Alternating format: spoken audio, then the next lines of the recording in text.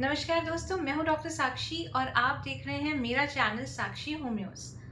दोस्तों, आज हम बात करेंगे एक ऐसी होम्योपैथिक मेडिसिन की जो बहुत ज़्यादा कॉमन है, सबको पता होती है, जिनको भी होम्योपैथिक दवाइयों के बारे में नॉलेज है।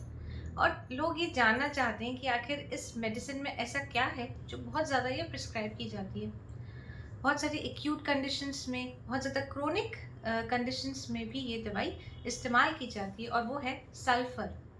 सल्फर हम सब जानते हैं, अगर आपने केमिस्ट्री पढ़ी है या नहीं भी पढ़ी है, ये एक ऐसा एलिमेंट है जो नॉन मेटेलिक होता है, और ये अपनी प्योर फॉर्म में हाईली रिएक्टिव होता है ना।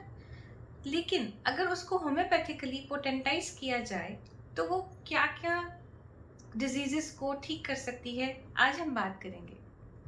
तो दोस्तों, सल्फर तो सब जानते ही हैं। तो आइए, सबसे इम्पोर्टेंटली हम ये जानते हैं कि सल्फर हम कैसे पेशेंट्स को देंगे। तो सबसे पहला है physical makeup of a patient. Physical makeup का अर्थ है वो इंसान कैसा दिखता है, उसका बिहेवियर कैसा है, या उस इंसान के बोलने का तरीका कैसा है। तो होम्योपैथी तो इसी सिम्टम्स के ऊपर काम करती है। तो सल्फर पेशेंट की जो स्किन है वो हमेशा डर्टी दिखाई देगी। अपने हाइजीन को लेकर ये लोग कॉशियस नहीं होते हैं। बस ऐसे ही गए, ऐसे ही नहा के आ गए, नहाए हैं नहीं नहाए हैं कोई फ़र्क नहीं पड़ता है। कुछ लोग साबुन बस ऐसे ही लगा लेते हैं, रब नहीं करते अच्छे से, क्लीन नहीं करते अपने स्किन को। These kind of patients are sulphur. Basically they are very lazy and lethargic जब नहाने की बात होती है या क्लेanलीनेस की बात होती है। तो मतलब हमें ये पता हो जाएगा उसको देख के कि यार ये इंसान साफ सुथरा नहीं है। और इसके साथ साथ उसको स्किन के इरप्शंस होते रहते हैं, यानी जो स्किन की प्रॉब्लम्स होती हैं, स्किन में छोटी छोटी छोटी फुंसियाँ निकल आना, या किसी भी तरह की स्किन की प्रॉब्लम, चाहे एक्सीमा हो, चाहे फंगल इन्फेक्शन हो, कुछ भी हो। लेकिन that particular type, that particular sulphur patient is dirty. और इसके साथ साथ ऐसे पेशेंट्स को अगर आप नहला भी दो और नहला के वो बाहर भी आ जाते हैं तो भी स्मेल नहीं जाती बॉडी से, क्योंकि मैंने आपको बताया था कि डर्टी स्किन होती है।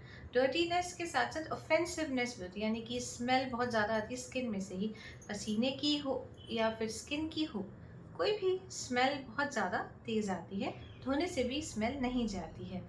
और सल्फर के पेशेंट की एक और इम्पॉर्टेंट चीज़ है कि ये बहुत ही हॉट पेशेंट होता है। हॉट का अर्थ होता है जिनको गर्मी ज़्यादा लगती है।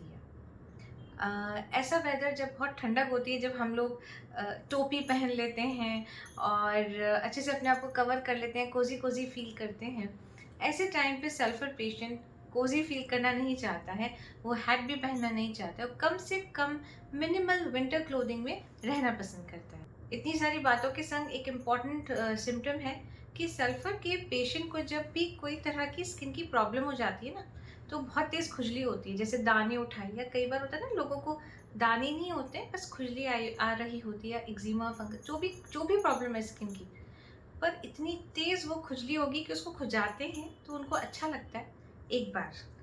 जस्ट उसके थोड़ी देर बाद वो कहेंगे बहुत तेज़ जलन होती है, बहुत ज़्यादा।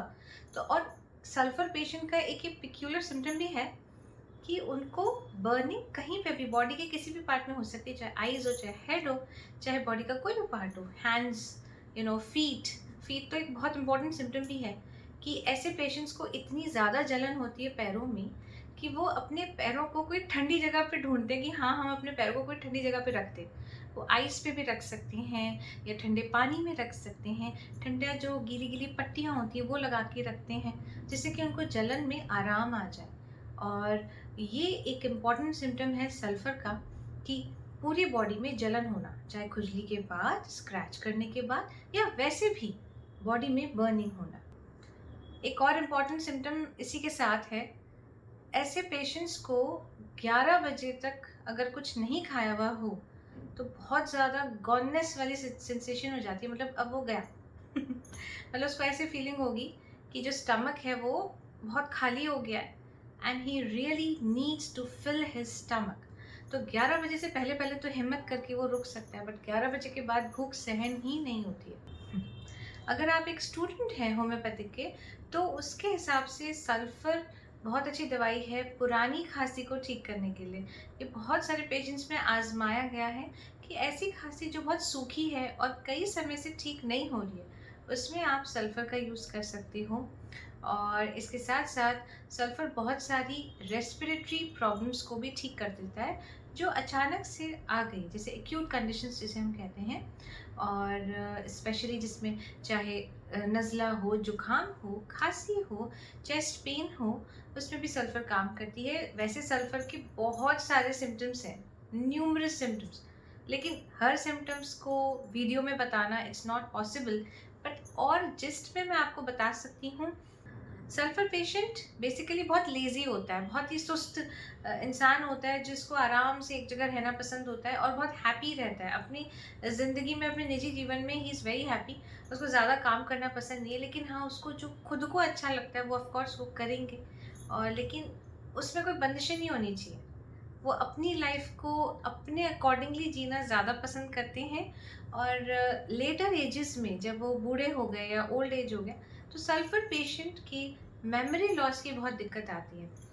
सल्फर पेशेंट की मेमोरी भी बहुत वीक होने लगती है, और ये उनके लिए एम्बैरेसिंग सिचुएशन हो जाती है, स्पेशली जब वो नाम याद नहीं रख पा रहे। सामने वाले का फेस याद है बट नाम याद नहीं है। ये बहुत ज़्यादा एम्बैरेसमेंट का इशू हो जाता है सल्फर पेशेंट्स में। सल्फर बहुत सारी चीज़ों में अच्छा एक्ट करती है, जैसे कि सिर दर्द हो गया या आइज़ की यानी आँखों की प्रॉब्लम हो गई। जब मोतियाबिंद स्टार्टिंग स्टेज पे होता है, तब भी सल्फर बहुत अच्छा एक्ट करती है। कानों की कोई समस्या हो गई, बॉडी की कोई भी अंग की समस्या जो अभी-अभी तुरंत आपने सुनी होगी, हाँ, अभी इस पेशेंट के ये प्रॉपर स्टार्ट ही हुआ है। या फिर आप ये देखिए कि स्किन की समस्याएँ होंगी, जैसे कि एक्ने, पिंपल्स, हमने बात भी की कि स्किन की बहुत सारी समस्याओं को सल्फर ठीक करती है, ब्लैक हेड्स तक को ठीक करती है। लेकिन सिम्पटम्स मैच होने चाहिए, जो फिज़िकल मेकअप या कॉन्स्टिट्यूशन जो मैंने अभी आपको बताया है कि इंसान कैसा दिखता है, उसका बिहेवियर क्या है। बहुत सारी चीज़ें हम देखते हुए ही सल्फ़र को रिकमेंड करते हैं सल्फ़र देने में। और मीठा बहुत पसंद होता है सल्फ़र को गरम-गरम खाना बहुत पसंद होता है। ये दोनों चीज़ें बहुत सारी दवाइयों में हैं। ऐसा नहीं है कि ये एक ही पर्टिकुलर सल्फ़र में है, ये बहुत सारी दवाइयों में है। लेकिन चूँकि आज हम सल्फ़र की बात कर रहे हैं, इसलिए मैं सल्फ़र के बहुत सारे इम्पोर्टेंट सिम्पटम्स आपको बता रही हूँ। तो दोस्तों, हमने आज सल्फ़र के बारे में काफ़ी ज्ञान प्राप्त किया। अगर आपको और भी दूसरी मेडिसिन्स में भी इंटरेस्ट है कि हाँ, होम्योपैथिक मेडिसिन्स को और अच्छे से डिटेल वे में आपको समझना है, तो आप प्लीज़ मुझे कमेंट बॉक्स में लिखें, बताएँ कि आपको कैसा लगा मेरा वीडियो। या अगर आप और भी कोई मेडिसिन के बारे में समझना चाहते हो या पूछना चाहते हो, तब तक के लिए thank you so much for listening my video. Good bye.